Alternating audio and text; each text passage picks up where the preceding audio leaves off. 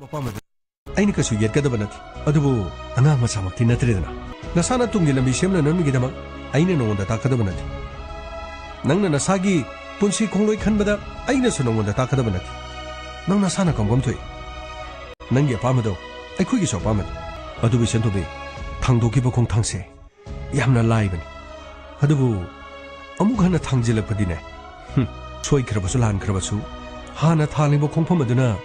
ꯈꯣꯡꯗ ꯑꯗꯨꯃꯛ ꯈꯣꯡꯂꯣꯏꯅꯗꯨꯅ ꯂꯥꯛꯀꯗꯧꯔꯤꯕꯅꯤ ꯑꯩꯗꯤ ꯌꯥꯎꯖꯗꯦ ꯑꯩꯗꯤ ꯂꯥꯟꯖꯗꯦ ꯀꯔꯤꯃꯇ ꯃꯗꯨꯅ ꯌꯥꯔꯣꯏ ꯅꯪꯕꯨ ꯑꯩꯅ ꯉꯥꯡꯕ ꯁꯛꯄꯁꯤꯡꯗꯨ ꯂꯣꯏꯅ ꯀꯥꯎꯈ꯭ꯔꯕꯣ ꯇꯥꯃꯣ ꯑꯩ ꯍꯧꯖꯤꯛꯁꯨ ꯑꯩꯅ ꯊꯃꯣꯏ ꯁꯦꯡꯅ ꯍꯥꯏꯖꯔꯤ ꯑꯩꯅ ꯍꯧꯖꯤꯛ ꯐꯥꯎꯕꯒꯤꯗꯤ ꯑꯣ ꯑꯗꯨꯒ ꯀꯔꯤꯅꯣꯕ ꯊꯣꯡꯒꯥꯟ ꯑꯗꯨꯗ ꯃꯈꯣꯏ ꯑꯅꯤꯅ ꯇꯧꯔꯤꯕ ꯑꯗꯨ ꯀꯔꯤꯒꯤꯅꯣꯕ ꯍꯥ ꯃꯗꯨ ꯅꯪꯅ ꯌꯥꯕꯒꯤ ꯅꯠꯇ꯭ꯔꯣ ꯃꯗꯨ ꯅꯪꯅ ꯌꯥꯕꯒꯤ ꯅꯠꯇ꯭ꯔꯕ ꯇꯥꯃꯣ ꯑꯁꯦꯡꯕꯅꯦ ꯑꯩꯅ ꯍꯥꯏꯖꯔꯤꯕꯁꯤ ꯉꯁꯤ ꯈꯛꯇꯒꯤ ꯋꯥ ꯅꯠꯇꯦ ꯍꯟꯗꯛ ꯃꯇꯝ ꯈꯔꯒꯤ ꯃꯃꯥꯡꯗꯒꯤ ꯊꯣꯡꯒꯥꯟ ꯑꯁꯤꯗ ꯃꯈꯣꯏ ꯑꯗꯨꯃꯥꯏꯅ ꯇꯧꯗꯨꯅ ꯂꯩꯔꯕꯅꯤ ꯑꯗꯨꯒ ꯇꯥꯃꯣ ꯃꯈꯣꯏꯅ ꯑꯩꯉꯣꯟꯗ ꯀꯩꯁꯨ ꯀꯥ ꯍꯦꯟꯅ ꯑꯀꯥꯏꯕꯗꯤ ꯄꯤꯗꯤ ꯋꯥꯔꯧꯕꯤꯒꯅꯣ ꯇꯥꯃꯣ ꯃꯗꯨꯗꯤ ꯌꯥꯎꯕ ꯙ꯭ꯔꯨꯕ ꯀꯧꯕ ꯑꯃ ꯌꯥꯎꯕꯅꯤ ꯃꯍꯥꯛꯅ ꯑꯩꯕꯨ ꯅꯨꯡꯁꯤ ꯍꯥꯏꯗꯨꯅ ꯑꯩꯕꯨ ꯀꯣꯏꯇꯥꯟ ꯇꯥꯟꯅꯗꯨꯅ ꯃꯣꯠ ꯑꯗꯨꯕꯨ ꯇꯥꯃꯣ ꯑꯩꯅ ꯍꯧꯖꯤꯛ ꯐꯥꯎꯕꯒꯤꯗꯤ ꯑꯩꯅ ꯑꯌꯥꯕ ꯄꯤꯈꯤꯕ ꯂꯩꯇꯦ ꯑꯩꯅ ꯇꯥꯃꯣ ꯑꯃꯗꯤ ꯏꯃꯥꯒꯤ ꯃꯤꯡꯆꯠ ꯊꯤꯅꯕ ꯀꯔꯤꯒꯨꯝꯕ ꯑꯃꯠꯇ ꯇꯧꯔꯣꯏꯌꯦ ꯇꯥꯃꯣ ꯀꯔꯤꯒꯨꯝꯕ ꯑꯃꯠꯇ ꯇꯧꯔꯣꯏ ꯀꯥꯏꯅ ꯃꯃꯤꯡꯗꯤ ꯈꯪꯉꯝꯃꯤꯅꯦ ꯍꯥ ꯃꯃꯤꯡꯒꯗꯤ ꯈꯪꯉꯝꯃꯤꯕ ꯍꯦ ꯑꯩ ꯋꯥꯍꯩꯒꯦ ꯅꯪꯒꯤ ꯑꯄꯥꯝꯕꯗꯣ ꯅꯪꯅ ꯈꯟꯒꯗꯕꯗꯤ ꯑꯁꯤꯒꯨꯝꯕ ꯈꯣꯡꯊꯥꯡ ꯑꯁꯦ ꯍꯟꯗꯣꯛ ꯍꯟꯖꯤꯟ ꯌꯥꯕ ꯅꯠꯇꯦ ꯑꯃꯨꯛ ꯊꯥꯡꯗꯣꯛꯈꯤꯕꯗꯅꯦ ꯍꯟꯗꯣꯛꯄ ꯑꯗꯨꯃꯛ ꯋꯥꯔꯒꯗꯕꯅꯤ ꯑꯩꯒꯤ ꯋꯥꯗꯤ ꯂꯩꯀꯥꯏ ꯑꯁꯤꯗ ꯑꯩꯈꯣꯏꯅ ꯚꯔꯥ ꯂꯧꯗꯨꯅ ꯂꯩꯔꯦ ꯊꯣꯡꯒꯥꯟ ꯑꯁꯤꯗ ꯃꯈꯣꯏꯅ ꯆꯥꯗꯨꯅ ꯂꯩꯔꯦ ꯑꯗꯨꯒ ꯃꯈꯣꯏꯅ ꯉꯁꯤ ꯇꯧꯔꯤꯕ ꯃꯑꯣꯡ ꯃꯇꯧꯒ ꯀꯔꯤꯅꯣꯕ ꯐꯔꯦ ꯃꯇꯨꯡꯗ ꯊꯣꯛꯇꯅꯕ ꯍꯣꯠꯅꯔꯨ ꯑꯗꯨꯒꯅꯦ ꯅꯪ ꯅꯁꯥꯒꯤ ꯑꯄꯥꯝꯕꯗꯗꯤ ꯑꯩꯅ ꯍꯧꯖꯤꯛꯁꯨ ꯆꯥꯎꯊꯣꯛꯅ ꯍꯥꯏꯔꯤꯁꯤꯅꯤ ꯑꯩꯅ ꯀꯔꯤꯁꯨ ꯌꯦꯜꯂꯣꯏ ꯑꯗꯨꯕꯨ ꯌꯦꯡꯕꯗ ꯅꯨꯡꯉꯥꯏꯇꯕ ꯐꯖꯗꯕ ꯍꯥꯏꯕꯁꯤꯗꯤ ꯃꯗꯨ ꯊꯣꯛꯇꯅꯕ ꯈꯔ ꯁꯤꯜꯂꯨꯅꯦ ꯇꯥꯃꯣ ꯍꯧꯖꯤꯛ ꯐꯥꯎꯒꯤꯗꯤ ꯑꯩꯅ ꯃꯈꯣꯏꯗ ꯀꯔꯤꯁꯨ ꯌꯥꯈꯤꯕ ꯂꯩꯇ꯭ꯔꯤꯌꯦ ꯇꯥꯃꯣ ꯐꯔꯦ ꯑꯩꯅ ꯉꯥꯡꯉꯤꯁꯤ ꯅꯪ ꯋꯥꯔꯧꯒꯅꯨ ꯃꯤꯅ ꯎꯁꯤꯠꯈꯤꯔꯣꯏ ꯍꯥꯏꯕꯅꯤ ꯅꯨꯄꯤ ꯑꯃꯒꯤ ꯐꯖꯕ ꯍꯥꯏꯕꯁꯦ ꯁꯤꯡꯊꯥꯕꯒꯤ ꯂꯣꯏꯕ ꯅꯥꯏꯕ ꯅꯠꯇꯦ ꯑꯗꯨꯕꯨ ꯌꯥꯝꯅ ꯍꯣꯡꯅ ꯏꯔꯥꯏ ꯂꯥꯏꯅ ꯐꯪꯕ ꯃꯤꯅ ꯃꯃꯜ ꯌꯥꯝꯅ ꯂꯧꯅꯗꯕꯅꯤ ꯑꯗꯨꯒ ꯅꯨꯡꯁꯤꯕꯁꯦ ꯈꯔ ꯊꯃꯣꯏꯅ ꯊꯃꯣꯏꯒꯤ ꯃꯁꯛ ꯈꯪꯅꯔꯕ ꯃꯇꯨꯡꯗ ꯑꯃꯅ ꯑꯃꯒꯤ ꯃꯁꯛ ꯈꯪꯅꯔꯒ ꯏꯀꯥꯏ ꯈꯨꯝꯅꯔꯕ ꯃꯇꯨꯡꯗ ꯅꯨꯡꯁꯤꯅꯕ ꯍꯥꯏꯕꯗꯨꯗꯤ ꯂꯥꯛꯀꯗꯕꯅꯤ ꯑꯩꯅ ꯅꯪꯒꯤ ꯅꯨꯡꯁꯤꯕꯗ ꯑꯌꯦꯠꯄ ꯁꯨꯡꯄꯤ ꯄꯤꯔꯣꯏ ꯑꯗꯨꯕꯨꯅꯦ ꯃꯤꯠ ꯅꯥꯅꯕꯗꯤ ꯇꯧꯔꯛꯀꯅꯨ ꯀꯣ ꯃꯤꯠ ꯅꯥꯅꯕꯗꯤ ꯇꯧꯔꯛꯀꯅꯣꯕ ꯏꯃꯥ ꯀꯥꯏ ꯆꯠꯈ꯭ꯔꯦ ꯏꯃꯥꯗꯤ ꯏꯃꯥ ꯏꯕꯨꯡꯉꯣ ꯏꯃꯥ ꯁꯤꯗ ꯂꯩꯌꯦ ꯅꯪꯅ ꯅꯆꯟꯅꯨꯄꯤꯗ ꯉꯥꯡꯉꯤꯗꯨꯕꯨ ꯆꯨꯝꯕꯕꯨꯗꯤ ꯂꯣꯏꯅ ꯆꯨꯝꯃꯦ ꯑꯗꯨꯕꯨ ꯅꯆꯟꯅꯨꯄꯤꯁꯤꯅꯅꯦ ꯃꯕꯨꯡ ꯑꯁꯤꯒꯤꯗꯃꯛ ꯑꯣꯟꯊꯣꯛꯅ ꯈꯟꯖꯈ꯭ꯔꯕ ꯅꯨꯄꯥ ꯃꯆꯥ ꯑꯃꯅꯤ ꯊꯣꯡꯒꯥꯟꯗ ꯆꯠꯐꯝ ꯈꯪꯗ꯭ꯔꯦ ꯅꯨꯡꯇꯤꯒꯤ ꯂꯛꯅꯗꯨꯅ ꯂꯩ ꯑꯩꯉꯣꯟꯗꯁꯨ ꯌꯥꯝꯅ ꯇꯝꯕꯅꯤ ꯋꯥꯐꯝ ꯑꯗꯨꯗꯤ ꯅꯉꯣꯟꯗꯗꯤ ꯑꯩꯅ ꯐꯣꯟ ꯇꯧꯔꯒꯁꯨ ꯍꯥꯏꯗ꯭ꯔꯦ ꯃꯁꯤꯗꯤ ꯅꯨꯄꯤ ꯃꯆꯥ ꯑꯃꯒꯤ ꯄꯨꯟꯁꯤꯗ ꯃꯥꯕꯨ ꯅꯨꯡꯁꯤꯖꯕ ꯄꯥꯝꯖꯕ ꯂꯩꯔꯗꯤ ꯍꯦꯛ ꯊꯣꯛꯏꯗꯅ ꯑꯗꯨꯅ ꯏꯃꯥꯅꯁꯨ ꯅꯉꯣꯟꯗ ꯇꯝꯗꯕꯅꯤ ꯅꯆꯟꯅꯨꯄꯤꯁꯦ ꯅꯪꯒꯤ ꯅꯆꯟꯅꯨꯄꯤꯅꯤꯅꯦ ꯍꯧꯖꯤꯛ ꯐꯥꯎꯕ ꯃꯥꯅ ꯀꯅꯥꯕꯨꯁꯨ ꯀꯔꯤꯃꯠꯇ ꯌꯥꯈꯤꯕ ꯂꯩꯇꯦ ꯃꯥꯒꯤ ꯁꯤꯗ ꯊꯣꯛꯂꯤꯕ ꯊꯧꯗꯣꯛ ꯊꯣꯡꯒꯥꯟꯗ ꯀꯅꯥꯅ ꯀꯔꯤ ꯇꯧꯕ ꯊꯕꯛ ꯑꯃ ꯆꯠꯂꯨꯕꯗ ꯀꯔꯤ ꯀꯩꯗꯧꯏ ꯌꯨꯝꯗ ꯍꯜꯂꯒ ꯑꯩꯉꯣꯟꯗ ꯂꯣꯏꯅ ꯇꯝꯃꯤꯕꯅꯤꯗ ꯅꯪꯒꯤ ꯅꯆꯟꯅꯨꯄꯤꯅꯦ ꯏꯃꯥ ꯑꯗꯨꯝꯅ ꯀꯟꯈꯠꯂꯕꯗꯤ ꯌꯥꯔꯔꯣꯏ ꯑꯩꯈꯣꯏꯅ ꯂꯩꯔꯤꯕꯁꯤ ꯌꯨꯝ ꯚꯔꯥꯗꯅꯤ ꯑꯩꯒꯤ ꯏꯆꯟꯅꯨꯄꯤꯗ ꯁꯨꯝꯅ ꯇꯧꯏ ꯍꯥꯏꯅ ꯂꯩꯀꯥꯏ ꯑꯁꯤꯗ ꯉꯥꯡꯅꯔꯕꯗꯤ ꯏꯃꯥ ꯀꯔꯝ ꯇꯧꯅꯤ ꯃꯥꯒꯤ ꯅꯨꯡꯁꯤꯕ ꯃꯥꯒꯤ ꯑꯄꯥꯝꯕꯗ ꯑꯩꯅ ꯊꯤꯡꯕꯒꯤ ꯋꯥꯗꯤ ꯀꯔꯤꯁꯨ ꯂꯩꯇꯦ ꯏꯃꯥ ꯅꯨꯡꯁꯤꯅꯒꯗꯕꯅꯤ ꯑꯄꯥꯝꯕ ꯂꯩꯒꯗꯕꯅꯤ ꯄꯨꯟꯁꯤꯒꯤ ꯈꯣꯡꯆꯠꯅꯤ ꯏꯃꯥ ꯀꯅꯥꯅꯕꯨ ꯅꯨꯡꯁꯤꯅꯕꯗ ꯊꯤꯡꯕ ꯉꯝꯒꯗꯒꯦ ꯑꯗꯨꯕꯨ ꯏꯃꯥ ꯂꯩꯔꯤꯕꯁꯤ ꯌꯨꯝ ꯚꯔꯥꯅꯤ ꯊꯣꯡꯒꯥꯟ ꯑꯁꯤꯗ ꯃꯈꯣꯏꯅ ꯀꯣꯏꯆꯥ ꯆꯥꯗꯨꯅ ꯁꯨꯝꯅ ꯇꯧꯗꯨꯅ ꯂꯩꯔꯕꯗꯤ ꯌꯨꯝꯕꯨ ꯑꯁꯤꯅ ꯀꯔꯤ ꯈꯟꯒꯅꯤ ꯌꯥꯝꯅꯕꯨꯗꯤ ꯀꯨꯏꯔꯔꯣꯏꯗ ꯌꯨꯝ ꯁꯦꯝꯖꯤꯟ ꯁꯥꯖꯤꯟꯕ ꯂꯣꯏꯁꯤꯜꯂꯛꯂꯕꯅꯤ ꯃꯐꯝ ꯑꯗꯨꯗ ꯆꯠꯂꯒꯗꯕꯅꯤ ꯏꯃꯥ ꯑꯗꯨꯕꯨ ꯏꯃꯥ ꯉꯁꯤꯗꯤ ꯑꯩꯅ ꯈꯪꯍꯧꯗꯅ ꯃꯐꯝ ꯑꯁꯤꯗ ꯂꯥꯛꯄꯗ ꯃꯈꯣꯏ ꯃꯤꯑꯣꯏ ꯑꯃꯅꯤ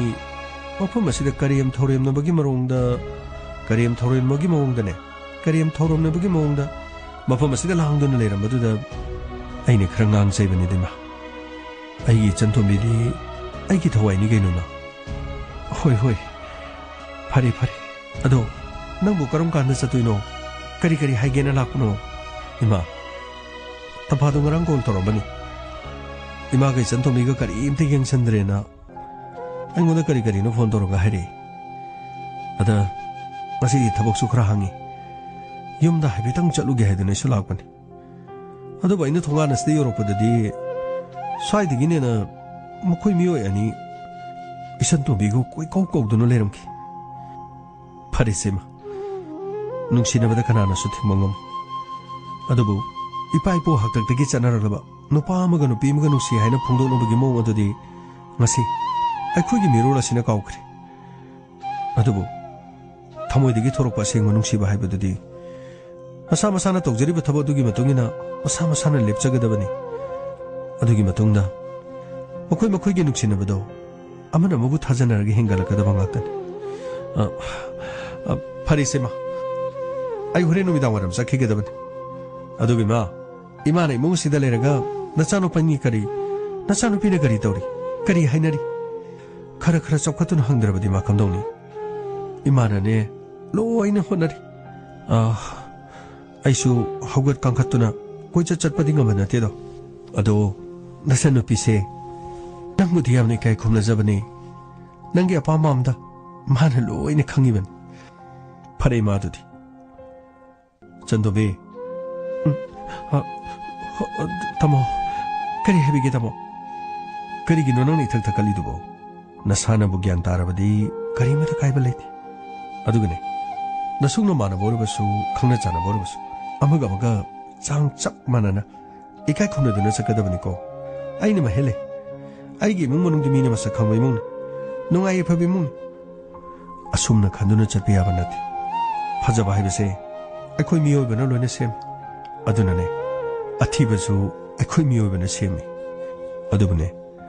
팟다바 마모이게 하라바디 미국 크르기 마능다도 먹이 하이되나 이도 아이 더와이 좀 농아이티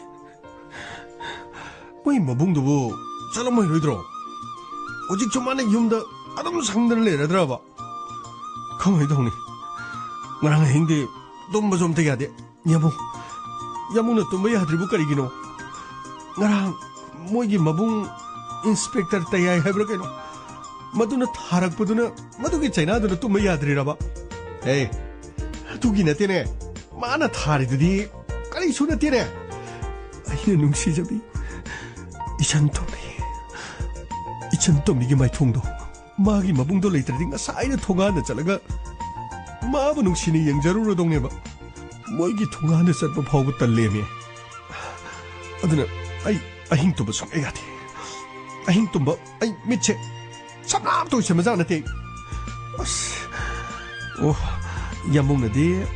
이산 또 미부 닝버기 tumba yadabo adinido 아이나 누나 때문에 시대가 나 홈지가 송이니 야빵지가 하이패 바나나 파 타락보두나 아스 라디오 스테이션 항도 옴다기 또 아스 파나코 있는 레기 찍찍찍찍찍 행다 나오거니 아도 아이디 ngomroiko masidi moy domda sa시가 하라노 아이디 ngomro 해지니 아스 낭나 마롤마 아이나 마롤마 마기 마붕두 레이랑마네나 칸바기 와니 가나디 아이코이다 마붕두는 푸럭바기네 마두기 아사오부도 가나도노마 따이나루시 에 거이노 하지보 가나다 목 따이나루도이나 하지보 가나도노마 코이네 따이나루도시보 아스 캉데세 아이코이다 마쿠드 한방가 모이도와 아이코이다 짜이방앙공가 모이도보 미다 에따 따이나루어담 그라이드노바 여보도 코이네 따이나루도시보 여보 아이기 와디네 마시 노머니니디 또맨낭 학달레시 하리 눅시보 와헤이 아두가 하이행 마붕도 자크르가모 이산 또 미리 야나바 파자파자바 잉어도 다이로 크르레이 아스 파자크르바 다이로 학탄 마시 야봉너리아 셀떡도는 레이브는 파드라네 아두기 서로 사실라오세 스쿨기 람팍 마야이도 더 파마가네 다이로 토르실로 하이행 까람나 하이가데기 까람나 토고데기 하든 아두가 나피너론도 카라 파자파자바 셀라가 ꯃꯑꯣꯡ ꯈꯔ ꯑꯃ ꯇꯧꯔꯁꯦꯕ ꯁꯤꯗꯒꯤꯗꯤ ꯏꯆꯟ ꯇꯣꯝꯕꯤꯁꯨ ꯈꯔ ꯅꯣꯛꯐꯦꯠ ꯇꯧꯔꯕꯅꯤꯅ ꯅꯨꯡꯁꯤꯅ ꯍꯥꯏꯔꯛꯄꯁꯨ ꯑꯗꯨꯝ ꯌꯥꯔꯦꯗ ꯏꯇꯣ ꯑꯩ ꯃꯗꯨꯒ ꯑꯃꯇ ꯆꯪꯗ꯭ꯔꯤ ꯃꯥꯒꯤ ꯃꯕꯨꯡꯗꯣ ꯅꯣꯡꯃ ꯅꯤꯅꯤꯗꯤ ꯁꯣꯏꯗꯅ ꯂꯩꯈꯤꯅꯦꯕ ꯂꯥꯎ ꯆꯠꯁꯤ ꯂꯥꯎ ꯑꯩꯈꯣꯏꯒꯤ ꯑꯋꯥꯡ ꯊꯪꯕꯒꯤꯅꯦ ꯑꯣꯇꯣ ꯄꯥꯔꯀꯤꯡꯗ ꯆꯠꯁꯤ ꯂꯥꯎ ꯑꯩ ꯉꯁꯥꯏ ꯑꯩꯈꯣꯏꯒꯤ ꯌꯨꯝꯗ ꯑꯩꯅ ꯍꯥꯏꯅꯕ ꯇꯥꯕꯗ ꯑꯣꯇꯣꯒꯤ ꯀꯥꯡꯕꯨꯗꯣ ꯃꯔꯝ ꯆꯥꯗꯅ ꯚꯔꯥ ꯌꯥꯝ ꯂꯧꯋꯦ ꯂꯥꯎ ꯃꯈꯣꯏ ꯑꯩꯈꯣꯏꯒꯤ ꯂꯩꯀꯥꯏꯁꯤꯗ ꯑꯣꯇꯣ ꯆꯦꯟꯕꯗꯅꯦ ꯚꯔꯥ ꯍꯦꯟꯒꯠꯀꯗ꯭ꯔꯥ ꯍꯦꯟꯒꯠꯂꯣꯏꯗ꯭ꯔꯥ ꯃꯗꯨ ꯑꯃꯛꯇ ꯋꯥꯔꯤ ꯁꯥꯟꯅꯔꯁꯤ ꯂꯥꯎ ꯑꯗꯨꯒ ꯉꯔꯥꯡ ꯃꯤꯅ ꯐꯨꯔꯛꯈꯤꯕꯒꯤꯅꯦ ꯃꯈꯣꯏꯗ ꯍꯦꯛꯇ ꯈꯨꯠ ꯑꯁꯤꯅ ꯂꯃꯟ ꯁꯤꯡꯉꯨꯔꯁꯤ ꯂꯥꯎ ꯆꯠꯁꯤ ꯂꯥꯎ ꯀꯩꯅꯣ ꯍꯥꯏꯖꯕ ꯌꯥꯃꯣ ꯃꯤꯒꯤ ꯑꯣꯇꯣ ꯚꯔꯥ ꯍꯦꯟꯕꯗꯨꯕꯨ ꯌꯥꯃꯣꯅ ꯒꯥꯔꯤ ꯊꯧ ꯂꯩꯇꯕꯒꯤ ꯇꯥꯏꯞꯇ ꯑꯩꯒꯤ ꯀꯩꯔꯣꯜ ꯂꯩꯀꯥꯏꯗ ꯂꯩꯕ ꯄ꯭ꯔꯖꯥꯁꯤꯡꯅ ꯑꯋꯥ ꯑꯅꯥ ꯊꯥꯕ ꯍꯥꯏꯕꯁꯤ ꯑꯩꯒꯤꯁꯨ ꯁꯔꯨꯛ ꯌꯥꯎꯔꯤꯕꯅꯤꯅꯦ ꯅꯪ ꯀꯥꯎꯔꯕ꯭ꯔꯣ ꯅꯪ ꯀꯥꯎꯔꯕ꯭ꯔꯕ ꯂꯩꯀꯥꯏ ꯑꯁꯤꯗꯗꯤ ꯙ꯭ꯔꯨꯕ ꯍꯥꯏꯔꯗꯤ ꯂꯣꯏꯔꯝ ꯅꯠꯇ꯭ꯔꯣ ꯆꯠꯁꯤ ꯂꯥꯎ ꯑꯝꯇ ꯆꯠꯁꯤ ꯂꯥꯎ ꯊꯣꯛꯄꯅꯤꯗꯀꯣ ꯍꯦꯛ ꯌꯥꯗꯦ ꯍꯥꯏꯔꯨꯔꯁꯨ ꯂꯥꯛꯑꯣꯅꯦ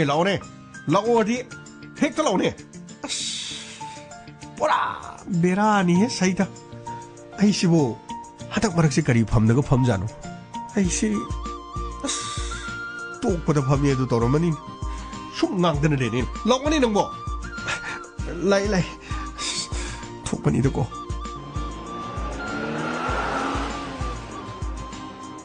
ꯍꯣꯏ ꯏꯅꯥꯎꯆꯥ ꯁꯤꯗ ꯂꯥꯛ ꯋꯥ ꯍꯥꯏꯒꯦ ꯂꯥꯎ ꯇꯥꯗ꯭ꯔꯨꯕ ꯀꯔꯤꯅꯣ ꯉꯥꯏꯈꯣ ꯅꯈꯣꯏꯒꯤ ꯑꯣꯇꯣꯒꯤ ꯑꯦꯁꯣꯁꯤꯌꯦꯁꯟꯅ ꯑꯩꯈꯣꯏꯒꯤ ꯂꯩꯀꯥꯏꯁꯤꯗ ꯇꯧꯔꯤꯁꯤ ꯀꯩꯅꯣ ꯇꯥꯗ꯭ꯔꯨꯕ ꯀꯩꯗꯧꯔꯒꯦ ꯉꯥꯏꯈꯣ ꯅꯈꯣꯏꯅ ꯀꯣꯔꯣꯅꯥꯒꯤ ꯃꯅꯨꯡꯁꯤꯗ ꯍꯥꯟꯅ ꯑꯩꯈꯣꯏꯒꯤ ꯁꯤꯒꯤ ꯃꯐꯝꯗꯒꯤ ꯏꯝꯐꯥꯜ ꯃꯌꯣꯜ ꯌꯧꯕ ꯃꯇꯝꯗ ꯁꯨꯞꯅꯇꯪꯒꯤ ꯂꯨꯄꯥ 90 ꯈꯛꯇꯅꯤ ꯅꯣꯏꯅ ꯂꯧꯔꯝꯃꯤꯁꯦ ꯍꯧꯖꯤꯛ ꯅꯈꯣꯏꯅ ꯂꯨꯄꯥ 100 ꯂꯣꯏꯁꯦ ꯀꯩꯒꯤꯅꯣ ꯀꯔꯤꯒꯤꯅꯣꯕ ꯅꯈꯣꯏ ꯂꯨꯄꯥ 100 ꯂꯣꯏꯁꯦ ꯇꯥꯗ꯭ꯔꯨꯕ ꯑꯗꯨꯗꯤ ꯊꯥꯎꯁꯨ ꯃꯃꯜ ꯍꯦꯜꯂꯦ ꯑꯗꯨꯒ ꯀꯣꯔꯣꯅꯥꯒꯤ ꯃꯤꯁꯨ ꯌꯥꯝꯅ ꯇꯣꯡꯒꯅꯣꯅ ꯂꯩꯉꯥꯛꯅꯁꯨ SOP ꯉꯥꯛꯅꯕ ꯍꯥꯏꯔꯦ ꯑꯗꯨ ꯃꯤꯁꯨ ꯌꯥꯝꯅ ꯇꯣꯡꯗ꯭ꯔꯦ ꯊꯥꯎꯁꯨ ꯃꯃꯜ ꯇꯥꯡꯉꯦ ꯑꯗꯨꯗꯤ ꯑꯩꯈꯣꯏꯗꯤ ꯀꯗꯥꯏꯗꯒꯤ ꯄꯩꯁꯥ ꯂꯧꯔꯨꯗꯣꯏꯅꯣ ꯑꯩꯈꯣꯏ ꯃꯤꯌꯥꯝꯒꯤꯗꯃꯛꯇ ꯐ꯭ꯔꯤꯗ ꯒꯥꯔꯤ ꯄꯨꯊꯣꯛ ꯊꯧꯕꯗꯤ ꯉꯝꯃꯔꯣꯏ ꯒꯥꯔꯤ ꯁꯦꯝꯕꯒꯤꯅꯦ ꯑꯗꯨꯒ ꯒꯥꯔꯤꯒꯤ ꯇꯦꯛꯁ ꯊꯤꯕꯒꯤꯅꯦ ꯍꯦ ꯏꯅꯥꯎꯆꯥ ꯅꯪ ꯐꯔꯁꯨ ꯐꯠꯇ꯭ꯔꯁꯨꯅꯦ ꯅꯈꯣꯏ ꯁꯤꯗ ꯂꯩꯔꯤꯕ ꯑꯣꯇꯣ ꯑꯦꯁꯣꯁꯤꯌꯦꯁꯟ ꯃꯦꯖꯤꯛ ꯑꯦꯁꯣꯁꯤꯌꯦꯁꯟ ꯅꯈꯣꯏ ꯂꯩꯔꯤꯁꯦ ꯋꯥ ꯆꯨꯝꯅ ꯉꯥꯡꯅꯁꯤ ꯍꯌꯦꯡꯗꯒꯤ ꯚꯔꯥꯁꯤ ꯍꯥꯟꯅꯒꯤ ꯑꯗꯨꯃꯥꯏꯅ ꯂꯧꯒꯦ ꯍꯥꯏꯕ꯭ꯔꯥ ꯑꯗꯨ ꯅꯠꯇ꯭ꯔꯒ ꯂꯩꯀꯥꯏ ꯑꯁꯤꯗꯒꯤ ꯅꯈꯣꯏ ꯒꯥꯔꯤ ꯆꯦꯟꯕ ꯇꯣꯛꯀꯦ ꯍꯥꯏꯕ꯭ꯔꯥ ꯇꯥꯗ꯭ꯔꯨꯕ ꯃꯗꯨ ꯃꯁꯤ ꯑꯩ ꯈꯛꯇꯒꯤ ꯋꯥ ꯅꯠꯇꯦꯗ ꯃꯅꯤꯄꯨꯔꯒꯤ ꯑꯌꯥꯝꯕꯗ ꯂꯩꯔꯤꯕ ꯑꯩꯈꯣꯏꯒꯤ ꯇ꯭ꯔꯥꯟꯁꯄꯣꯔꯠꯀꯤ ꯂꯩꯔꯤꯕ ꯑꯦꯁꯣꯁꯤꯌꯦꯁꯟ ꯄꯨꯝꯅꯃꯛꯅ ꯃꯁꯤ ꯂꯦꯞꯅꯈꯤꯕ ꯋꯥꯅꯤꯗ ꯅꯈꯣꯏ ꯀꯅꯥ ꯂꯦꯞꯅꯩꯅꯣ ꯄꯕ꯭ꯂꯤꯛ ꯌꯥꯎꯕ꯭ꯔꯕ ꯅꯣꯏ ꯂꯦꯞꯅꯩꯗꯨꯕꯣ ꯀꯅꯥꯒ ꯂꯦꯞꯅꯒꯦ ꯆꯦ ꯄꯨꯊꯣꯔꯛꯎꯅꯦ ꯆꯦꯗꯣ ꯑꯝꯇ ꯄꯨꯊꯣꯔꯛꯑꯣꯕ ꯇꯧꯕ ꯌꯥꯏꯅ ꯄꯪꯇꯧ ꯇꯧꯅꯨ ꯍꯩꯕꯣ ꯀꯣ ꯇꯧꯕ ꯌꯥꯏꯅ ꯄꯪꯇꯧ ꯇꯧꯒꯅꯨ ꯅꯈꯣꯏꯅ ꯁꯦꯟ ꯇꯥꯜꯂꯤꯗꯣ ꯅꯈꯣꯏꯁꯨ ꯊꯋꯥꯏ ꯈꯨꯕꯥꯛꯇ ꯍꯥꯞꯇꯨꯅ ꯁꯦꯟ ꯇꯥꯜꯂꯤꯕꯅꯤ ꯑꯗꯨꯕꯨꯅꯦ ꯃꯔꯝ ꯌꯥꯝꯅ ꯆꯥꯗꯦ ꯃꯔꯝꯗꯨ ꯌꯥꯝꯅ ꯆꯥꯗꯦꯕ ꯍꯥꯟꯅ ꯂꯨꯄꯥ 90 ꯂꯧꯕ ꯃꯐꯝꯗ ꯂꯨꯄꯥ 100 ꯂꯧꯕ ꯍꯥꯏꯕꯁꯦ ꯃꯔꯝ ꯁꯨꯡꯆꯥ ꯆꯥꯗꯕ ꯃꯔꯝ ꯑꯃꯅꯦꯕ ꯇꯥꯗ꯭ꯔꯨꯕ ꯃꯗꯨ ꯑꯩꯅꯗꯤ ꯍꯟꯊꯧ ꯍꯥꯏꯕꯗꯤ ꯀꯩꯁꯨ ꯉꯝꯖꯔꯣꯏꯗ ꯅꯈꯣꯏꯁꯤ ꯌꯥꯝꯅ ꯐꯥꯎꯕꯩ ꯋꯥꯅꯤꯅꯦ ꯍꯥꯏꯔꯨꯔꯒ ꯅꯈꯣꯏ ꯑꯦꯁꯣꯁꯤꯌꯦꯁꯟ ꯁꯦꯝꯃꯒ ꯍꯌꯦꯡꯗꯒꯤ ꯒꯥꯔꯤ ꯆꯦꯟꯖꯔꯔꯣꯏ ꯄ꯭ꯔꯖꯥ ꯑꯃꯠꯇ ꯇꯣꯡꯕ ꯌꯥꯔꯔꯣꯏꯅ ꯅꯈꯣꯏ ꯒꯥꯔꯤ ꯂꯦꯞꯀꯦ ꯍꯥꯏꯔꯣ ꯅꯈꯣꯏ ꯒꯥꯔꯤ ꯆꯦꯟꯕ ꯂꯦꯞꯀꯦ ꯍꯥꯏꯔꯕ ꯇꯥꯗ꯭ꯔꯨꯕ ꯑꯗꯨꯒꯤ ꯋꯥ ꯅꯠꯇꯦꯗ ꯂꯦꯞꯅꯔꯤꯕ ꯋꯥꯐꯝꯁꯤ ꯃꯌꯥꯝ ꯈꯟꯅꯔꯒ ꯑꯐꯕꯇꯗꯨ ꯀꯔꯤꯅꯣ ꯍꯥꯏꯅ ꯂꯦꯞꯅꯕ ꯉꯥꯛꯇꯅꯤ ꯇꯥꯗ꯭ꯔꯨꯕ ꯑꯣꯏꯅ ꯑꯩꯈꯣꯏ ꯒꯥꯔꯤꯗꯨꯗ ꯁꯨꯝ ꯊꯤꯕꯤꯔꯤꯁꯤ ꯀꯩꯅꯣ ꯇꯤꯜꯍꯧ ꯃꯃꯜ ꯍꯥꯟꯅ ꯂꯨꯄꯥ 15-30 ꯈꯛ ꯄꯤꯕꯗ ꯂꯨꯄꯥ 100 ꯄꯤꯀꯥꯟꯗ ꯇꯥꯗ꯭ꯔꯨꯕ ꯀꯥꯏ ꯂꯩꯒꯦ ꯑꯗꯨꯗꯤ ꯅꯈꯣꯏꯅ ꯍꯦꯟꯒꯠꯂꯤꯁꯦ ꯑꯁꯣꯝꯗ ꯇꯤꯜꯍꯧ ꯃꯃꯜ ꯍꯦꯟꯒꯠꯈ꯭ꯔꯦ ꯅꯈꯣꯏꯅ ꯒꯥꯔꯤꯒꯤ ꯃꯃꯜꯁꯦ ꯍꯦꯟꯒꯠꯂꯒꯦ ꯁꯤꯔꯕ ꯇꯧꯅꯨꯀꯣ 이보 ꯃꯐꯝ ꯑꯁꯤꯗ ꯒꯥꯔꯤꯒ ꯑꯝꯇ ꯆꯦꯟꯕ ꯌꯥꯔꯣꯏ ꯃꯐꯝ ꯑꯁꯤꯗꯅꯦ ꯒꯥꯔꯤ ꯆꯦꯟꯕꯕꯨ ꯆꯩ ꯆꯥꯔꯛꯀꯅꯤ ꯅꯈꯣꯏ ꯆꯩ ꯆꯥꯔꯛꯀꯅꯤ ꯍꯥꯏꯁꯤꯅꯤ ꯇꯥꯗ꯭ꯔꯨꯕ ꯑꯩꯈꯣꯏꯗꯗꯤ ꯑꯗꯨꯃꯥꯏꯅ ꯁꯤꯡꯅꯕꯤꯔꯛꯀꯅꯨꯗ ꯑꯩꯈꯣꯏꯁꯨ ꯃꯤ ꯌꯥꯝ ꯂꯩꯖꯅꯤ ꯀꯩꯅꯣ ꯅꯈꯣꯏ ꯀꯅꯥ ꯂꯩꯕ ꯅꯃꯥꯏꯗꯨ ꯊꯥꯖꯜꯂꯨ ꯅꯪ ꯅꯃꯥꯏꯗꯨꯗ ꯇꯥꯗ꯭ꯔꯨꯕ ꯑꯗꯨꯃꯥꯏꯅꯗꯤ ꯇꯧꯔꯛꯀꯅꯨꯗ ꯍꯧꯖꯤꯛ ꯑꯩꯈꯣꯏꯒꯤ WhatsApp ꯒ꯭ꯔꯨꯞꯇ ꯃꯦꯁꯦꯖ ꯑꯃ ꯊꯥꯈꯤꯕꯗ ꯇꯥꯗ꯭ꯔꯨꯕ ꯀꯩꯁꯨ ꯑꯐꯕ ꯑꯣꯏꯔꯣꯏ ꯀꯔꯤ ꯑꯐꯕ ꯄ꯭ꯔꯖꯥ ꯃꯌꯥꯝꯒꯤꯗꯃꯛꯇ ꯚꯔꯥ ꯍꯦꯟꯅ ꯂꯧꯕ ꯌꯥꯔꯣꯏ ꯅꯈꯣꯏꯒꯤ ꯊꯥꯎ ꯍꯦꯟꯐꯝ ꯊꯣꯛꯄ ꯂꯤꯇꯔꯗ ꯂꯨꯄꯥ ꯀꯌꯥꯅꯣꯕ ꯃꯗꯨꯒꯤ ꯍꯦꯜꯂꯤꯕ ꯃꯃꯜ ꯑꯗꯨꯕꯨ ꯊꯥꯎ ꯂꯤꯇꯔ ꯑꯍꯦꯟꯕ ꯈꯨꯗꯤꯡꯒꯤ ꯊꯥꯎ ꯂꯤꯇꯔꯗ ꯍꯦꯜꯂꯤꯕ ꯄꯩꯁꯥꯗꯨꯕꯨ ꯃꯤ ꯑꯃꯃꯝꯗꯒꯤ ꯊꯥꯎ ꯂꯤꯇꯔ ꯑꯃꯃꯝꯒꯤ ꯄꯩꯁꯥ ꯂꯧꯒꯦ ꯍꯥꯏꯕ꯭ꯔꯣ ꯂꯨꯄꯥ ꯀꯌꯥ ꯍꯦꯟꯕꯒꯤꯅꯣꯕ ꯇꯧꯅꯨ ꯍꯩꯕꯣ ꯇꯧꯕ ꯌꯥꯏꯅ ꯄꯪꯇꯧ ꯇꯧꯔꯛꯀꯅꯨ ꯀꯣꯏꯕꯣ ध्रुव इसे यामना फुकन ग्रबा यामना थुगाई गन ग्रबा मिनी को हंदा खत को नुपी मचा अमा थेंनर खुदगी आई ज्ञान थारखपगी वाने तौबा याइना पंगतौ तोरखनुइबो करी काय अं तोरसि मानब्रा करी काय यामु मानबदी या मालेबु यामु वकाय याम यावे करी वकाय नो थाव ममनबु अमुक्तदा लुपा हुमफुंद्रा हेंगत्रो लुपा हुमफुंद्रा हेंगत्प्रबा मी यामना तोंबा यारो हारसु ए नौचा नोइना सोशल डिस्टेंसिंग ला आगा ऑटो अमदा मी क्या पुगे हा ऑटो अमदा मी पु क्या पुगे बा अमुता हायुने ताद्रुबा वफम सिंगानर गुमसे अदोमना गानगे हारगना कोर्ट तर केनो चे थांगा बिरो केस ओइना थेंनरसु थेंनस मसे चिनाव खक्तगी ओइबा वफम नते दुगा नुंगाइनदबसे चिनाव द सुम तारानी ए आई आदा लिंगन खुंग्रम नोने नोइ पालगेरो लेबाक्से नोइ पालगेरा बा तौनु हे बरा ममन हेंगलिदो यामले लुपा निफु लोरमदु थाव तांगे हरबसु लुपा हुमफु लोबुये यांखै लोबुये अदुगा सोशल डिस्टेंसिंग ना ओहाइबदुबो ऑटो द मैजिक द कराइदगी सोशल डिस्टेंसिंग ना तोरगे हाना मनिंग द नपमदु मथक्ता नकद्रो नोगी मैजिक तुगी मथक्ता मथोन कारगा पुरे सकद्राबा मी सुदुम हापसली लंबी दिगी हापक मिसो पैसा दुम लवे हाइरुरगा तैयार सिनबद पैसा चंगी गाड़ी सिनबद पैसा चंगी गाड़ी लेने होनबद मिंगोंदगी नुपीगी सना थमी अदुदी हौरकनो हेबो अदुदी हौरकनो हाइजिनिको मुन्ना फजना खनरगने नखोई गाड़ी की मीसिंग पुनर फजना खनरगा गाड़ी की भराजी हम थुनो थागदम अतई लमददी खंगे ध्रुवन कोली बले काय सीमा पाददिने गाड़ी की भरा हेंगत पे यारो हाइजिनी गाड़ी की भरा से हेंगत पे छुगे यारो हे यादबदा कैदोदेबा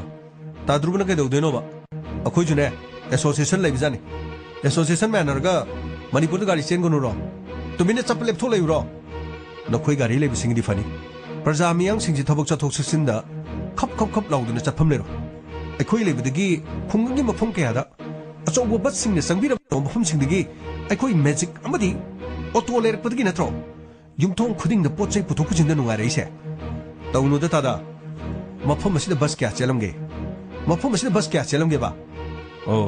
मची यमना मची नंग यम फोब्रा नंग यम फोब्रा नंग यम फोब्रा ए कइनो थथिदो ए यमो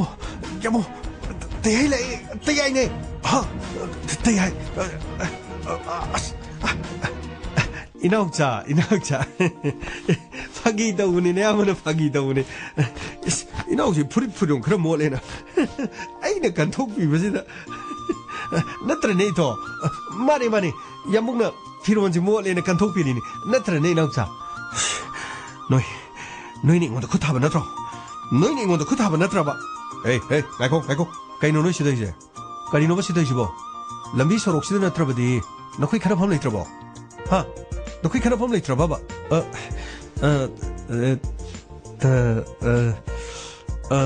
सुम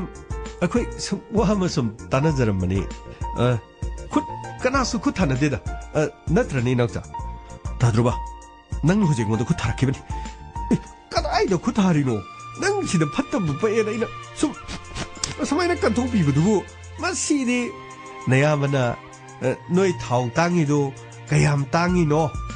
अदुगा नखोइगी बरा हेंकलिदो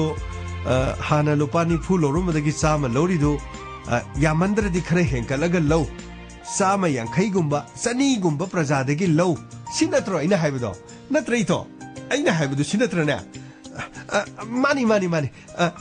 अखोइ यामबुंगना हाइबदो दुनी मखोइगी बराना प्रजा मयामदे हेंकलिदो यामंदे खना यामने हेंकलगा खरे यामना लौ सिनी ए बरा हेंकलगा हेना लौ हाइबगिबो मरेगे नबया ब्रो आई वाइगे मफम से केथेलनी नखोइना तोनिंग खुसिरासी तोबियारो हांदमों आई लाको मतमदने मफम से मरेगे नदर खना चेनबा तोरमबा अफबोइरो चलो अखोइ खनजब नतेदा बरा सुम हेंकलेना प्रजा मयामगी खोलाव मसुम लाकबा अदैदा अंगांग सिंग असिदैना मोइ भरादो हाना निफु लोरमदु चाम लौरे ꯚꯔꯥꯗꯨ ꯌꯥꯝꯃꯟꯗ꯭ꯔꯒꯗꯤ ꯈꯔ ꯍꯦꯟꯒꯠꯂꯨ ꯍꯥꯏꯗꯅ ꯊꯥꯎꯒꯤ ꯃꯃꯜꯒꯤ ꯀꯔꯤꯒꯤ ꯃꯃꯜ ꯁꯨꯝ ꯍꯥꯏꯖꯔꯝꯕꯅꯤ ꯑꯗ ꯃꯈꯣꯏꯅ ꯒꯥꯔꯤ ꯆꯀꯥꯁꯨ ꯌꯥꯔꯛꯇꯦ ꯒꯥꯔꯤꯁꯨ ꯌꯥꯔꯛꯇꯦ ꯃꯤꯁꯨ ꯌꯥꯝꯅ ꯁꯔꯀꯥꯔꯅ ꯄꯨꯕ ꯌꯥꯗꯦ ꯁꯤꯅꯤ ꯑꯗꯩꯗ ꯃꯥꯅ ꯇꯤꯜꯍꯧꯒꯤ ꯃꯃꯜꯁꯨ ꯂꯨꯄꯥ 100 ꯌꯧꯈ꯭ꯔꯦ ꯍꯥꯏꯔꯤꯕ ꯇꯤꯜꯍꯧꯒꯤ ꯃꯃꯜꯗꯨꯁꯨ ꯇꯥꯅꯕ ꯑꯃꯨꯛꯇ ꯑꯩꯕꯨ ꯍꯥꯏꯔꯨꯆꯣꯅ ꯍꯥꯏꯔꯛꯄ ꯏꯚꯥꯏ ꯅꯠꯇꯦ ꯀꯔꯤ ꯀꯔꯤ ꯍꯥꯏꯕ ꯍꯧꯖꯤꯛꯀꯤꯗꯣ ꯅꯠꯇꯦ ꯁꯣꯏꯕꯅꯤ ꯆꯤꯟꯗꯒꯤ ꯁꯣꯏꯕ 이바이 가이나 까나기 바이노 까나기 바이노 나티 아코에데 이바이 말레바 아데이다 좀 와리 사링에데 닝상학파 카이노니 하시보 인스펙터 때 야이시다 이바이 하이그레니 까야당 농그롱노 시주 떠오지오니 나랑 타버기 뭐 나름 시파트리 또래 satke나 호리니 오고 에이 야래 야래 चलो सीधा अमोहन लेप्तन ले रहा अदुगने ngaraंगी खंगेदना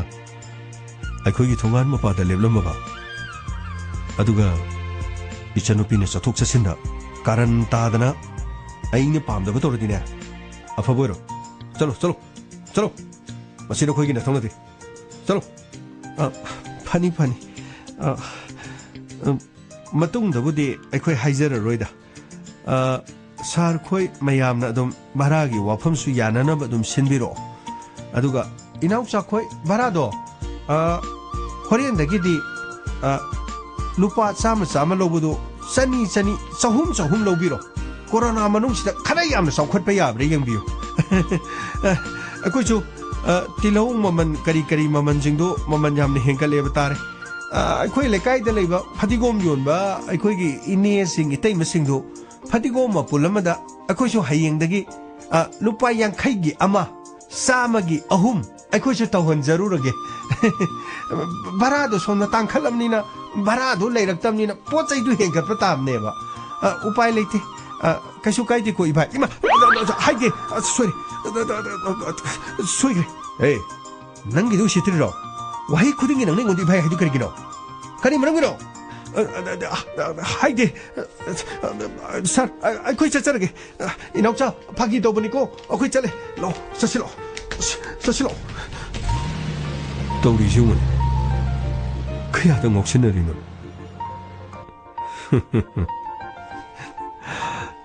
इभाई गाइन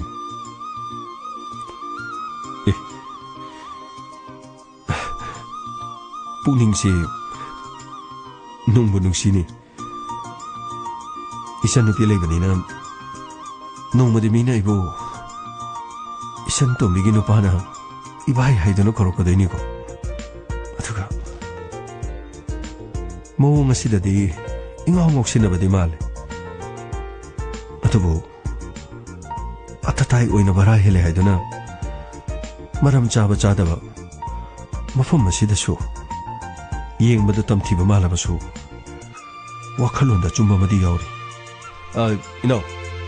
भरागी मतंगदा प्रजा मियामगी येनबा तौरोन अदुगा नखोइगिसुने नखोइगी लेरिबा ट्रांसपोर्ट की ओइबा ऑटो की ओरो मैजिक की ओरो नखोइगी लेबा डिसीजन अमा लेंगा का लेपनरबा मतुंगदा मदुगी सोई चांग हाइगद्रा चे करिगुमा का लेरदी मदु यानबगी वाफुंगुमा से पाइरगा नखोइ ऑटो की कांगु मैजिक की कांगु विंगर कांगु बस की कांगु मसी येंथोगा प्रजा सिंगदसु खंगन बेयाबा खंगलो मसी खरा अवाबा हाइतारे कोरोना मनुंगसिना अवाबदी लोइना थोए प्रजा सिंगसु वाई ऑटो थौबसु वाई अदुगो ऑटो तोंगिबा मिसु वाई अदुबो मसी पुनुमक्से वानाबदुना अमना अवाबा लापदगी वाही सिंगसे खोलाउ सिंगसे लाई अदुना अमकमगा येनदना खुद थानाबा खोनबगी थबकसे यादी अदुना यारगदी लेंगाकी माइकैदा लेंगाकना लाउथोनबा होनबरा नखोइगी माइकैदगी लाउथोनबा होनबरा चप मानबा वाफम अमा खबर चे चांगसिंगदा मदो लाउथोगा मियाम पनमक्ता अखोइ किलोमीटर मदा लुपा असुक लौरे असुक लौजरगनी हाइबसे मसी मियामना खंगनबा चुमरा हाइबा मसुले समना हारबदा इंडिया की मनुंगदा बेंगलोर दा हौजी किलोमीटर मदा लुपा अमा खक्तन kilometer kun da lupa kun, kilometer kun manga da lupa kun manga, kilometer nifu da lupa nifu. Adunadi, akhoi ge hojik leiriba mafam sida akhoi mafam sida gi imphal bau chatlagadi kilometer nifu manga. Adu thau helagasu kari helagasu masigi chanabido chap manabasi praja miyam di khangjadabanina nakhoi gi maikaidagi bu lauthokera nakhoi na hairaga lengak na lauthongera lauthokpudi phabara khale. Anyway, ama oire praja miyam gi yetna duna khut thana dana tobuse masidi phade aduna masigu masi thoktana bo honabiu ko phani sir yam chumo wafam praja miyam na su makhuisu leitabadagi aduga gari thawjariba khoisu leitabadagi thawjariba adubu wafam singase lengak amadi ekhoigi maikadigi asinaba amadi chanagadabani om singdo praja miyam da lauthoknanaba ekhoigi su honaba leijaribani phari yamna phare adudi makhatana ma sida lakadobudi mandre mari yenaba khonaba khuthanabadi tawranuko phani sir phari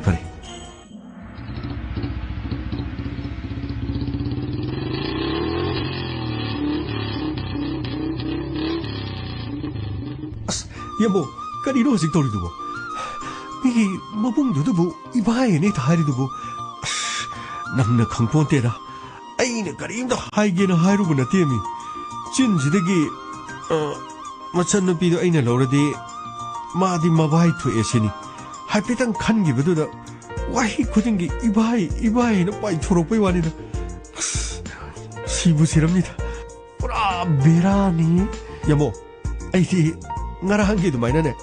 magi khuchauduna nakong ani sida thammaga pang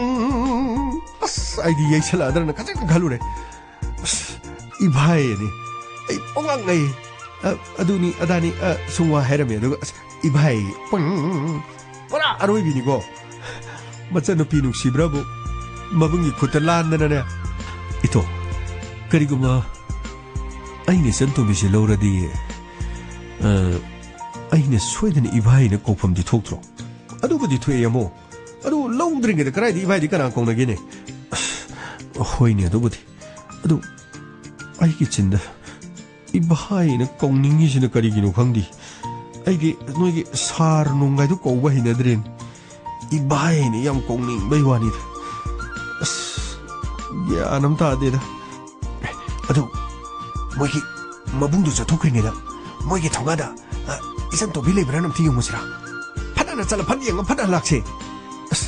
tawnu da sat kum sida yamo sat luraga phana mo halaktana ngarange dumaina tu na muksat kanida kaisu to rohe sasilo haibetang ge museba sasilo ba law sasilo yamo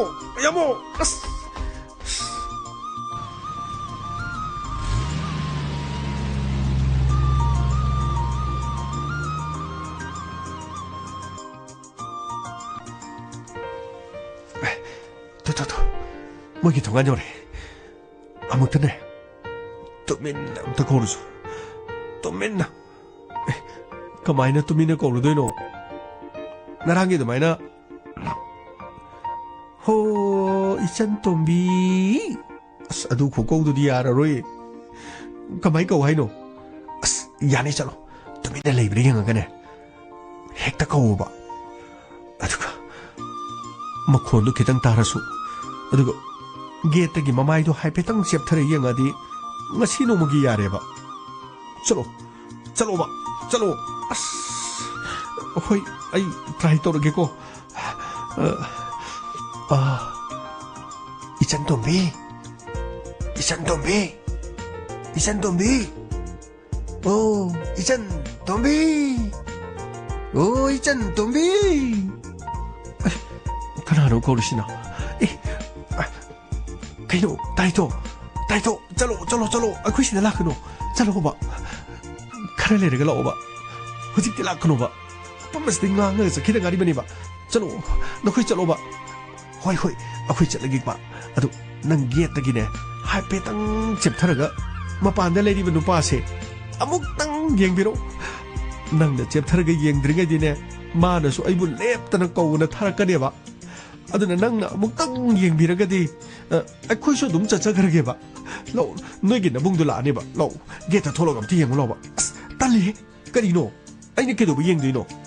ai ga kui na ba su na te ai ga nuk sin na ba su na te ai ni ke do yeng dui no nang bo do mai na tong no mi sanai bi ma hai pi tang thola ga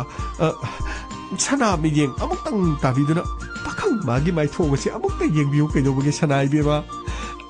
laoda amuk ta yeng bi ke do ba ge natradi nanai bo amuk chat ki ba ga amuk pauru so hai du na tharak lagani ke do ge sanai bi ma sana mi yeng amuk tang sana ta bi ke do ba ge do tilang amuk tang yo tha bi ne sanai bi ma tai to noi na to ri si bo kari no ba ibo kadai no kai lai no ba isan tombi ai sida lai ai ge nung sigi pakhum pi biro ai na nang thamoi sena nung si jaba kari ge nang na dukla na lori bagi na sung lang gi damak tani sajari ba sai sing ngarang dina ko ngasi da na bung na tha ba dagi tu law bu nga si ayu phaw ba tu na law jari masidagi wakhan mi hun chengkhat chakiduna adongi hek ibung aduda ibai na anirak kaujakhrabani kaino haisibo akhoi tamodoro haisibo akhoi tamoda ibai na kaukrabo wara ubibe yadi do sanai bema wara ubibe yadi do nangi nung silang da thukiduna ibai na kanano ibai na tabana kanano aduga chinna sidagi aseng aseng bo wafam singdo sararara paithorukpadagi control tawba ngamjahꯧdre asengmane ai ichan tombibu thamosena nuksijai aibu thajabihu aigi maithongosina tamthiba aina thokthoriba thabakna mathong chadaba oirabasu aigisu thamoi ama lei thamoiduna ichan tombibu matam punamakta dumak ningsingduna amadi nungsiduna dumak lei asengmane film amagi dialogue suna chadi aduga leela amagi dialogue suna chadi kana gumba mana sumna hayo dena iraga pirak sunati aina haige khanki bo hai sunati nangi mai thongsi uba matamda chindagi jarararararararara tholokiba asengma nungsibagi wa hingatani amuktadi pakhum pibiu kedobagi tadruba ai waroganoba ai de angang yamna oiriba aduguma wakhan ga mata khanjadriba adugane tadruba maning lekai gine leisabi yamna leiye saida masak phajaba makhoi gera garino koina gera nuksina gera ama hekta hairu joba soidani yarakani na sakchu phajariba hojikti na koisu ka e hanadi nongman malambane hojikti film star sumala dubu hairu bada soidani yarakani matam khardi sita lakpi ganoba aine khitam koina leisa jakhigeba chatpiroba akhita mola ni se chalo ba se chalo chantombe asu phajana nangmu nungsina haibasibu aibu kharige du gamna atu kapna minungsi haitana maning lekai dane masuk phajaba kana regulation mama lekai da phajaba kana regulation aine kana mata kalati makhoi uba matamda aigi thamoida karisu faudi adubu ichantombi uba matamdadi thamoi asida ting lawba ma phawi karigino khangdeba please aigidi ichantombina punchi sida aigi damakta lepiyo aina su ichantombi gi damak punchi chupa se lepjaki akui tamole no ni chalo akui tamole aidi khangde ko aidi change ito yamu kani no tokde sibo yamu khangdi aiju khangdi ito akoi ke dokdo no sibo yamu aiju khangdi yamu karang changde no kanim to leite la mangjira sikani no yamu hey kaino sida mo lesi kaigino ha karigino silen misibo sa hayang sosti puja ma leijaba adugi lei sandon to busa saraman lei sandon sosti na koigi sosti sibo akoigi yum parenga sinatradi atopada lei sandon janinga lektrabo sa mafam sidagi som haura ga chachaki gedaba adukini krai lei sandon ni krai lei sandon botoro sa lei loi thokidana swaidagi lei khare hekchagedana som yengjaramani sir kaya adunone nakhoi ani si aina sakhi mafam da sum thengnai sigegino ha sigi mafam sida akhoi gi lekai sida lakno haibna tro ha aini ngarang kari haige sir akhoi khari imta kaujade sir lei chanon si loiraga adum sakhibadagi akhoi swaida lakcharoi sir ai karino nangi namingdu kariba aigi oibirabra aigi oibirabra ga bebhar ga di hoine nangi oibirabani ne mingdu kari habno nangi do dhruva dhruva ga chalo saide lakano chalo saide amno koina legano noina saide koilang langaga yumda nupi angang leibum khangdine nakoina tori mongdu da hagi jogai mandana nokoi yengaga noktana leine chalo english la pyaro ko chalo waro biba yadi swaisibu tasengna khoisum satpa yadabra haise satpa yadabra haise ga yadine swaide satpa yadine kari marumgi sakkadoino sum lambi da thabak lakpasu yadaba marai ga su to khalaine satpa yaba musung yadaba haibase nakhoi gi thong dugi matungina nakhoi mafam asida nongadagi numitabu khongnang khongchida lebidane imung manungda nupi angang amata chaing thongbong khangdre nakhoi yengna bhonabada nongan badagi numit taba fawa khongnang ma khongasida noi leri marum kaigino ha aina haribasini ko ngarang phugibido nana kongdu da thagibido ningsango chalo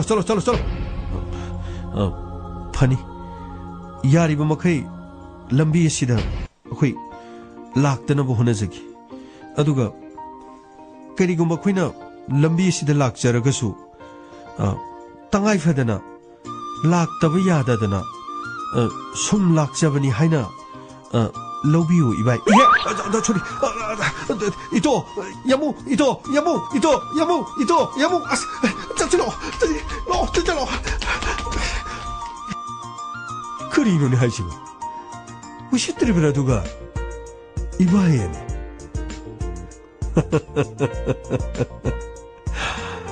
no kadaba dangairi kaya dum thongchaдрino 아이모도 파워 숨나 또 뭔가만 이전 동대시 와리 카르 사다비 야로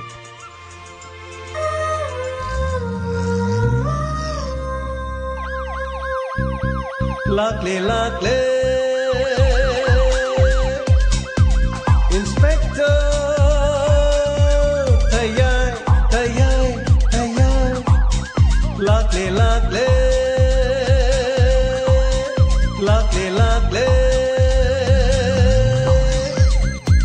Inspector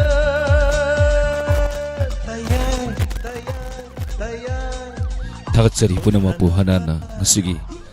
Diamond TV santok sariba Inspector tayayu tawiriba punama amukan tagatchari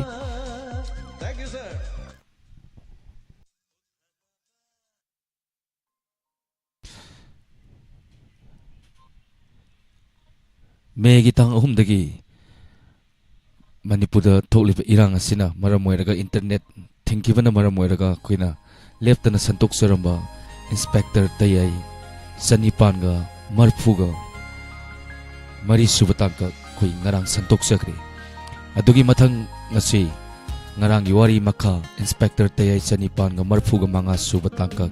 komada hariba sigi ahum subatangka mikup kharagi matungda santok sagi hauji isai ani katang kudol tamjaraga akoi internet yabadagi nauna santok sariba Inspector tayagi anoba wari pareng komada ahum subatangka mayam punna ngaminasi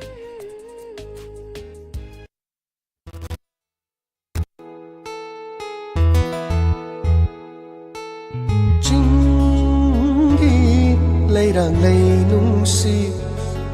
malamgi sahum kalla ꯂꯥꯛꯂꯦ ꯆꯤꯡꯒꯤ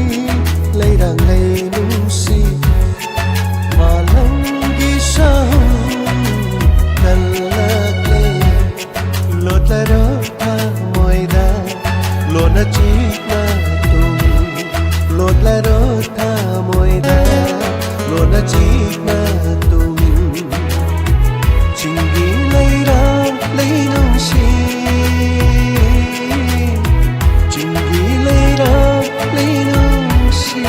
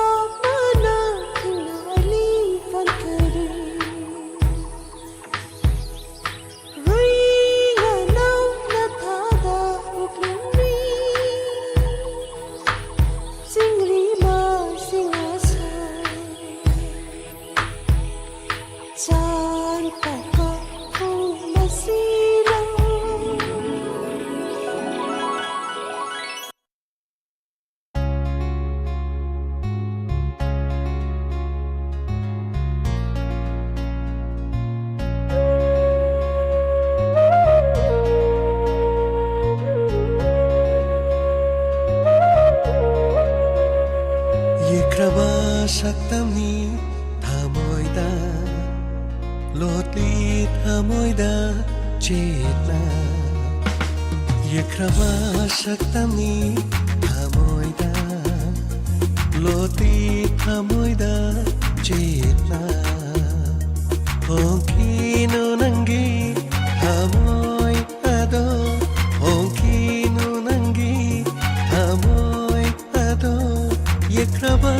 ꯁꯛꯇꯝꯅꯤ ꯊꯃꯣꯏꯗ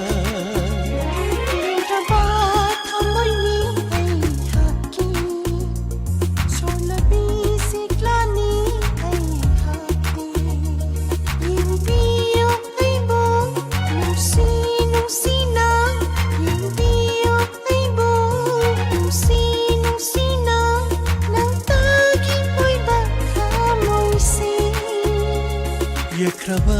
ꯁꯛꯇꯝꯅꯤ ꯊꯃꯣꯏꯗ ꯁꯣꯜꯂꯕꯤ ꯁꯤꯛꯂꯥꯅꯤ ꯑꯩꯍꯥꯛꯇꯤ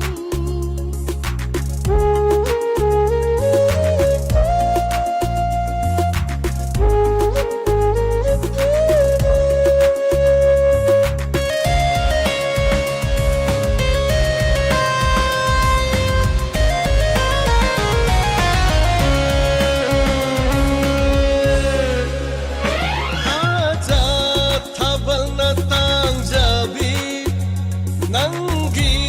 ꯅꯨꯡꯁꯤ ꯃꯥꯏꯊꯣꯡꯅꯤ ꯑꯃꯝꯄꯅ ꯇꯥꯡꯖꯕꯤ ꯅꯪꯒꯤ ꯀꯨꯆꯨꯅꯤ ꯑꯩꯒꯤ ꯅꯥꯌꯥ ꯇꯥꯐꯝ ꯑꯣꯏꯔꯤꯕꯤ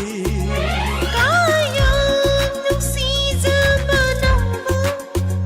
ꯇꯥꯛꯂꯅꯤ ꯂꯩꯔꯥꯡ ꯀꯨꯟꯗꯣꯅ ꯂꯥꯡꯇꯛꯅꯔꯦ ꯑꯩꯒꯤ ꯄꯨꯛꯅꯤꯡꯁꯨ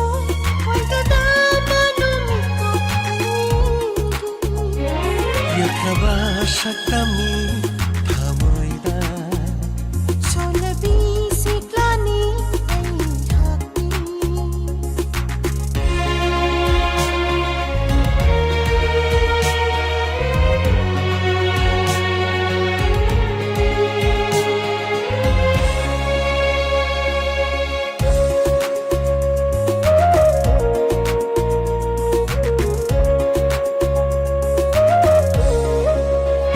ꯂꯥꯛꯂꯣꯏꯅꯦ ꯄꯨꯟꯁꯤꯁꯦ ꯑꯅꯤꯔꯛ ꯑꯃꯨꯛꯇꯪ ꯂꯣꯏꯔꯕ ꯃꯄꯣꯛꯅꯤ ꯂꯩꯔꯝꯃꯤ ꯍꯥꯏꯕ ꯈꯨꯗꯝ ꯑꯁꯦ ꯃꯨꯠꯇꯅ ꯂꯩꯕ ꯑꯣꯏꯁꯅꯨ ꯑꯅꯧꯕ ꯌꯦꯡꯅꯤꯡ ꯄꯨꯟꯍꯟꯁꯤ ꯍꯔꯥꯎ ꯃꯃꯣꯟꯒꯤ ꯅꯣꯛꯅ ꯑꯋꯥꯛꯃꯩꯁꯥ ꯄꯨꯡꯑꯣꯏꯅ ꯅꯨꯡꯁꯤ ꯈꯧꯗꯣꯜ ꯇꯝꯂꯁꯤ ꯄꯨꯟꯁꯤ ꯈꯣꯡꯆꯠ ꯑꯁꯤꯗ ꯌꯦꯛꯈ꯭ꯔꯕ ꯁꯛꯇꯝꯅꯤ ꯊꯃꯣꯏꯗ ꯁꯣꯜꯂꯕꯤ ꯁꯤꯛꯂꯥꯅꯤ ꯑꯩꯍꯥꯛꯇꯤ ꯍꯣꯡꯈꯤꯅꯨ ꯅꯪꯒꯤ ꯊꯃꯣꯏ ꯑꯗꯣ ꯌꯦꯡꯕꯤꯌꯨ ꯑꯩꯕꯨ ꯅꯨꯡꯁꯤ ꯅꯨꯡꯁꯤꯅ ꯌꯦꯛꯈ꯭ꯔꯕ ꯁꯛꯇꯝꯅꯤ ꯊꯃꯣꯏꯗ ꯅꯪꯇꯒꯤ ꯑꯣꯏꯅ ꯊꯃꯣꯏꯁꯤ ला ला ला ला ला ला ला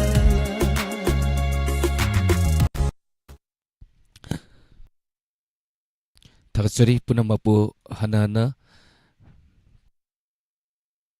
matam khara internet thingmana maram oiraga inspector tayai lepsaruba ngarangdagi koi leptana santoksari miku kharagi matungda santoksage ngarangi wari makha inspector tayai new series